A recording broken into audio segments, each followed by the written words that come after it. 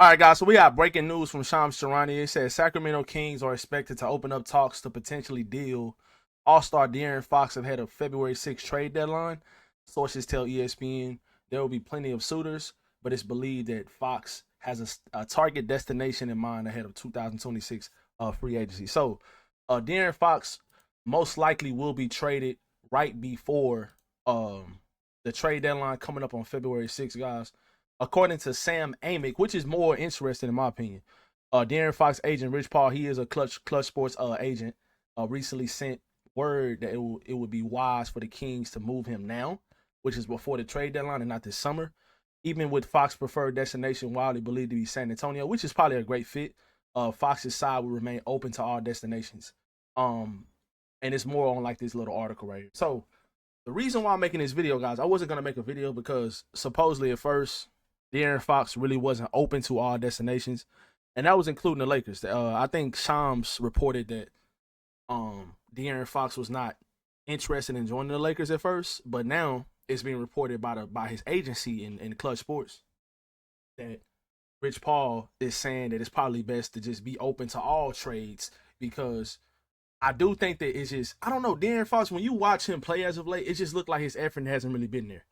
It looked like his effort hasn't been there a lot lately.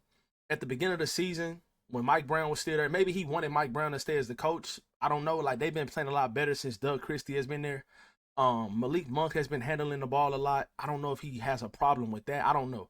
But all I do know is he was playing a lot better at the beginning of the season for about the first month of the season. He even had a 60-point game at the beginning of the year. And it's not always about scoring. It's just like, I don't know. It just seemed like his effort was there a lot more than it is now. So De'Aaron Fox is one of the best point guards in the league, guys. It's surprising to me that he hasn't been in like more All-Star talks and stuff like that, probably because the Kings haven't been winning a lot. But man, when you're talking about a game changer, when you're talking about the type of players that Rob Pelinka has been saying he want to trade for and use his assets for a guy that's younger and that's going to be good now and for the future, this is De'Aaron Fox. That is the perfect definition. Like, this is an all-in type of move that you make if you want to become a contender with the team that you have currently right now. It's not a Russell Westbrook type of trade. I see a lot of people saying he wouldn't fit with the Lakers because of like a Russell Westbrook. He is not the same as Russ. This guy's in his prime. Let's see how old De'Aaron Fox. I don't even think De'Aaron Fox is even. How old is De'Aaron Fox? Let's see. Let's see how old he is. I don't think he's that old. I know I spelled his name wrong, but De'Aaron Fox he's only 27. So he's in the prime of his career now. Now, if the Lakers were trading for Russell Westbrook a couple years ago when he was 27 years old, then that would have been a completely different move. This dude is averaging 25 a game this year, shooting 47% from field. Now, he's not shooting that well from three so far this season. He's not a great three-point shooter in general, but he is somebody that you have to respect from the three-point line. Then on top of that, he'll give you that other ball handler. He'll give you that other point of attack defender. Now, what will the Kings want to return for him? That's the question. Would you guys be willing to trade like Austin Reeves, Dalton Connect, Rui Hachimura? You would have to trade a lot for him. You would have to give away a lot. So you're gonna have to give up a lot. You might even have to give up Max Christie. I don't know if I'm willing to do all of that for De'Aaron Fox. I feel like, I don't know. It's like I want to, but then I'm not. You guys let me know how y'all feel about it in the comment section. Like, De'Aaron Fox is a game changer, guys, but I feel like the Lakers are playing so well, and I feel like right now they're not that far off from being a contender. So it's like, would you go ahead and trade most of your role players for De'Aaron Fox and possibly not play as well for a while in a crowded Western Conference? Or would you just go ahead and play it out with the team you got now and maybe make like a trade for a center and another guard that doesn't cost you as much? I don't know. I'm kind of in the middle. I don't know. I'm not convinced all the way, and I'm not just all the way out either. Like, I'm kind of in the middle on this because, like I said, De'Aaron Fox is a game changer. He's a guy that can come in. He can take over scoring load. He can pressure other point guards on the perimeter and get steals. He's probably the fastest player in the league with the ball in his hands. He is a great rim attacker. He's a great downhill point guard. His mid-range game is amazing. He shoots high percentage from the free throw line. He's not a great three-point shooter, but like I said, he's still capable of making threes if you leave him open. So this type of trade could possibly put you over the top depending on what you want. Now, another thing, since he kind of just wants out before the deadline, the Kings are probably going to take the best. Obviously, they're going to take the best offer for him, but maybe they won't be looking for as much because the deadline is like a week away. It's like a week and a half away. It's not very far off. It's like a week and a half away. So this might be one of those situations to where they don't really look to take that much back for him as much as they probably would this summer when they have a lot more time to evaluate, what they want to get for him, because it's such short notice. This news just broke on the 28th, and the trade deadline is on February 6th.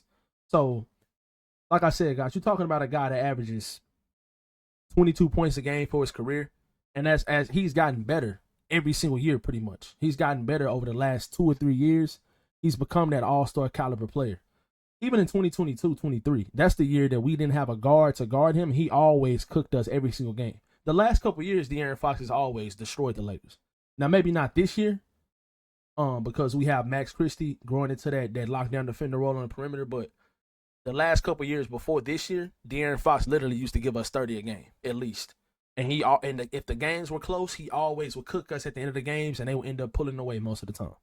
So everybody talks about Sabonis' record against Anthony Davis, but they need to talk about De'Aaron Fox, because De'Aaron Fox was the deciding factor in a lot of those different situations. De'Aaron Fox has been the difference maker for the Kings over the last couple of years. Now, obviously, they're going in a different direction now. They're probably going to be a play-in team this year, especially if they trade De'Aaron Fox. They might not even make the playoffs, depending on what move they make or who they trade for him. But, man, this is a game-changer type of move. I mean, like, wherever he goes. If he goes to the Spurs, which I think is probably the best fit for him. Like, if he goes to the Spurs, I don't know if they'll make the playoffs this year, but they definitely, I can see them making the play-in. And they'll be a playoff contending team in the next couple of years, because it's going to be a lot of free agents that's going to go join De'Aaron Fox and Victor Wembanyama and play with those guys. And Stephon Castle, and they got a lot of other young guys as well. That's pretty good. Keldon Johnson is pretty good. Devin Vassell is really good. So the Spurs have young players, and you get another, like, a guard that's in the prime of his career. He's not old, but he's not young either. He's 27. He's not young for NBA terms. So he's pretty much a veteran, but he's in his prime of his career. So he wants to win. And Victor Wembanyama is not doing anything but getting better. He's probably going to be a defensive player of the year over the next 4 or 5 years. He's an absolute insane prospect talent, and he has an opportunity to be one of the greatest players of all time just off his skill set. Now, if he continues to get better, get stronger, I can only imagine how good he's going to be in a couple years. Why wouldn't you want to play with that? Why wouldn't you want to play with the next possibly face of the league because of how dominant he's going to be? He hasn't had injury issues.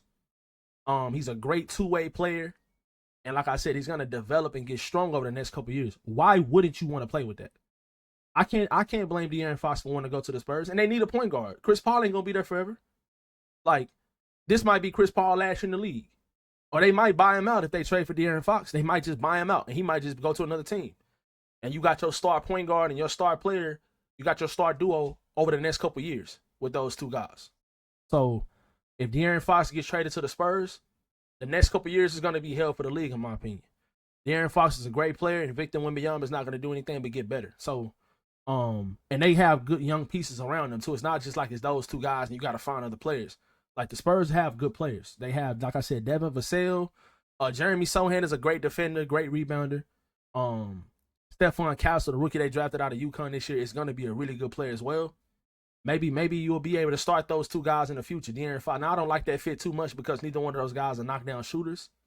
But maybe Stephon Castle will come off the bench. Who knows? I mean, they'll figure something out. With those, it's good to try to figure out, have that type of problem with all those good players. So if De'Aaron Fox goes to the Spurs, or the Miami Heat, maybe he can go to the Miami Heat as well. Him, Bam Adebayo, and De'Aaron Fox have been best friends since Kentucky, and they have a really, really strong relationship. I can 100% see him trying to get his way to the Miami Heat as well.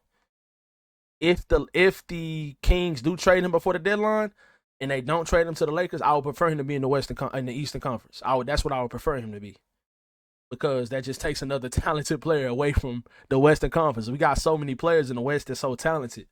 Let's go put some of those guys in the Eastern Conference. But just in general, guys, how y'all feel about this De'Aaron Fox news? Would you trade for him on the Lakers? How much would you trade for him? Like I said, I'm kind of in the middle right now since it's like just breaking news just came out. I'm kind of in the middle, like just go all in for him or just like keep your current team and just try to make some moves on the edges and become a contender. But let me know how you guys feeling about it in the comment section below. I'll catch you in the next video.